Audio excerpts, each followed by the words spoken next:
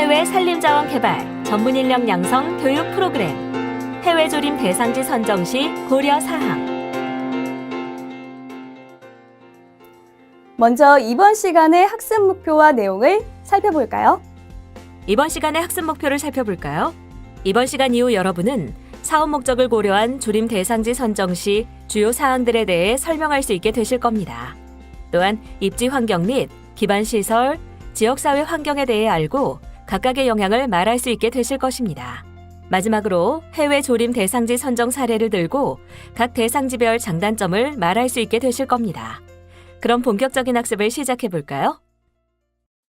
1. 사업 목적. 조림 사업의 경영 목표는 조림 사업의 종류, 임지 생산품, 1차 및 2차 가공품인지에 따라 결정됩니다. 조림 사업의 종류는 산업용재, 고무나무, 파묘나무 등이 있으며 이런 사업 종류에 따라 생산품과 가공품이 결정됩니다. 해외 조림 사업의 종류는 크게 산업조림과 바이오에너지 조림으로 나뉩니다. 산업조림은 속성수, 장기수, 고무나무 조림으로, 바이오에너지 조림은 팜유나무, 바이오매스 조림으로 구분할 수 있습니다. 목표 생산재의 종류로는 제제모, 베니어, 펄프용 우드칩, 에너지용 바이오매스, 팜오일, 고무 수액이 있으며 각각의 목표 생산재에 따라 조림 사업의 종류와 식재 수종이 다릅니다. 그렇다면 조림지의 위치와 규모를 결정하는 것은 무엇일까요? 조림지의 조건을 결정하는 것은 조림 사업의 종류입니다. 조림지의 지형 조건에 대해 살펴보시겠습니다. 지형 조건에서 단위 면적당 판매 가격이 낮은 속성수의 경우 집약 경영이 필요합니다. 또한 집약 경영을 위해서는 평탄지가 유리합니다. 조림 면적의 경우에는 집단화된 조림 면적이 클수록 조림 비용과 생산 원가가 낮아집니다. 1회 운송량이 많을수록 단위당 운송비가 감소하므로 운송량을 증가시키려면 일정 기간 동안 수확된 생산량이 많을수록 유리합니다. 다시 말해 판매 단가가 낮은 속성수가 장기수보다 1회 운송량이 많아야 한다는 것입니다. 2. 입지 환경. 기후 조건에 따른 식재 수종과 투입 비용을 살펴보겠습니다. 먼저 기온의 경우 위도와 해발고의 영향을 받으며 조림 수종은 최저 기온에 따라 결정됩니다. 강우량과 강우일수 부분은 강우량이 많을수록 임목 생장에는 유리하지만 조림지 관리 비용이 증가한다는 특징이 있습니다. 따라서 강우일수가 많을수록 임목 생장에는 유리하며 생산 원가는 상승하게 됩니다. 또한 토양 조건에 따라 임목 생장량과 임도 유지 관리비가 달라지는데 토성이 주는 영향부터 먼저 살펴보시겠습니다. 임목 생장에는 양토, 사양토가 유리하며 임도 개설 및 유지 관리에는 사토가 유리합니다. 토질은 수종별로 토양 요구도가 다르며 특히 pH가 중요합니다. 산지 경사도는 조림지 관리비 및 생산 원가가 달라지게 하는 요인입니다. 산지 경사가 높을수록 생산 원가가 증가하게 되며 평탄지가 경사지보다 유리하지만 배수 관계가 고려되어야 합니다. 조림 예정지 적립비는 조림 예정지의 형태에 따라 차이가 있습니다. 조림 예정지의 형태는 벌채 예정 조림지, 이차림, 관목지, 경작지로 나눌 수 있습니다. 벌채 예정 조림지와 이차림은 벌채목 판매 수익과 투입되는 비용의 고려가 필요하고 관목지와 경작지는 벌채 예정 조림지 및 이차림보다는 정리 비용이 낮습니다. 3. 기반시설. 기반시설이란 임지 생산품 또는 가공품을 수요처에 전달하거나 인원, 기자재 등을 운반하는 데 필요한 시설과 전력, 통신 등을 말합니다. 운송수단과 운송거리는 운송비를 좌우합니다. 운송수단은 주로 해상, 하상, 철도, 육로, 항공이며 임지 생산품을 1차 가공공장까지 운송할 때, 가공품을 소비자들에게까지 운송할 때 각각의 운송 경로로 운송을 진행하게 됩니다. 운송비는 1회 운송량이 클수록 운송거리가 가까울수록 유리합니다. 해외 조림 투자 대상지 선정 시에 기반시설 유무는 가장 중요한 검토 요소 중 하나입니다. 선적시설이 있는 경우에는 접안 가능한 선박의 크기, 크레인, 보관 창고 등을 검토하고 운항하는 선박의 종류는 어떤 것으로 하는 것이 적당할지 고려해야 합니다. 그러나 선적시설이 없는 경우에는 선박이 정박할 수 있는 지점의 조건을 먼저 검토하는 것이 필요하며 해당 지점까지 접근할 수 있는 선박의 크기와 하상 운송 시 터그보트와 바지선의 운행 가능 여부와 거리를 고려하는 것도 반드시 검토해야 할 사항입니다. 접근로의 유무와 관리 상태도 꼭 검토해야 할 사항입니다. 임도 밀도가 높을수록 전천 후 임도 비율이 높을수록 유리하며 교량이 있을 경우 교량의 내구성이 중요합니다.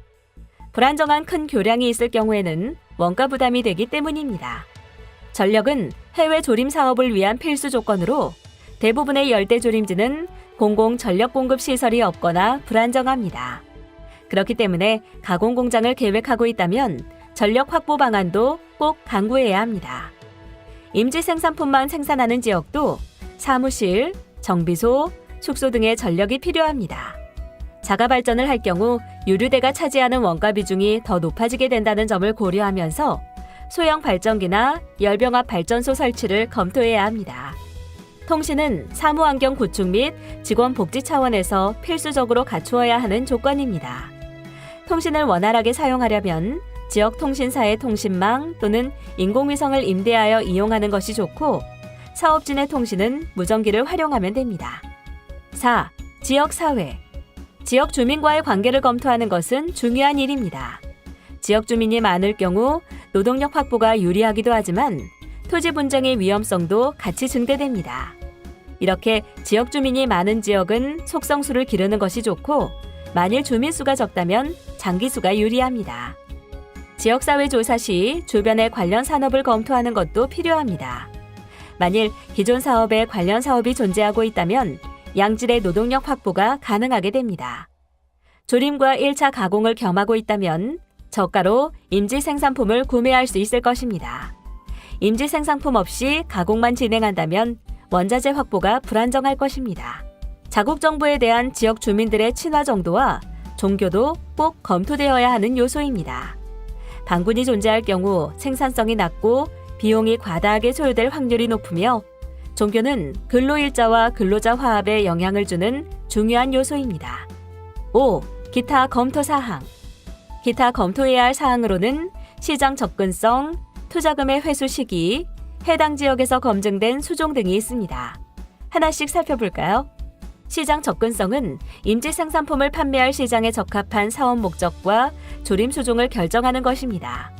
예를 들어 펄프용 원목을 칩 공장까지 운송하는 데에 특정 비용 이상이 소모되면 투자 가치가 낮은 것으로 판단되어 타 수요처 개발을 추진하거나 사업 목적을 변경해야 할 필요성이 있는 것입니다. 투자금의 회수 시기를 검토하는 것은 제재 용재 생산의 경우처럼 투자금 회수에 20년 이상을 소요하느냐 아니면 속성수나 고무나무 조림을 통해 투자금을 단기간에 회수하느냐를 결정하는 것입니다. 해당 지역에 검증된 수종을 검토하는 것은 크게 천연갱신과 인공조림의 진행을 결정하는 것이라고 할 수 있습니다. 천연갱신의 경우 해당 지역에서 잘 자라고 있는 토종 수종을 선택하며 인공조림의 경우 주변에 식재되어서 잘 자라고 있는 수종을 선택합니다. 6. 현장 조성 필요시설 예시. 이번 소단원에서는 해외 조림 현장에 조성이 필요한 시설들의 예시를 사진을 통해 살펴보도록 하겠습니다. 그럼 함께 현장을 확인해 볼까요? 먼저 캠프 시설은 사무실, 정비소, 현지인 숙소, 의료시설로 이루어져 있습니다. 이 밖에도 부품 창고, 발전기, 물탱크, 경비초소 등의 시설도 모두 캠프 시설에 해당합니다. 다음으로 운송시설도 살펴볼까요? 강가의 부두, 벌크선 접안 시설, 인원 수송용 보트, 바지선을 사진으로 확인해 보세요. 그 외에 다양한 시설들을 한 번에 묶어서 살펴보겠습니다. 지역 주민과의 토론 장소, 지역 조회용 광장, 외부 인사 기념 식수원, 직원용 체육시설의 모습입니다. 7. 해외 조림 대상지 사례 소개. 이번에는 기업들의 해외 조림 대상지 사례들을 함께 살펴보도록 하겠습니다. 캄보디아 한화 조림지. 캄보디아에 자리한 한화 조림지의 위치와 인력 이동 시간, 상품 및 자재 운반 등을 확인해 보세요. 다음으로 판매처 및 생산품, 사업지까지의 구체적인 접근 방법을 설명한 내용입니다. 자세히 살펴보세요. LG상사 팜유나무 조림지. 인도네시아에 자리한 LG상사의 팜유나무 조림지의 모습입니다. 조림지의 위치와 이동 시간을 확인해 보세요. 다음은 대상지 평가에 대한 내용입니다.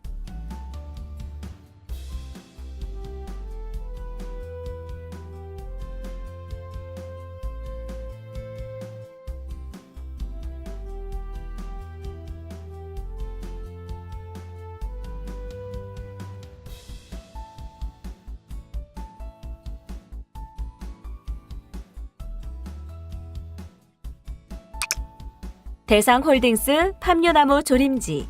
인도네시아에 자리한 대상홀딩스의 팜유나무 조림지의 모습입니다. 조림지의 위치를 자세히 확인해 보세요. 다음은 대상지 선정 사유에 대한 내용입니다. 마지막으로 대상지 평가에 대한 내용을 자세히 살펴보시겠습니다.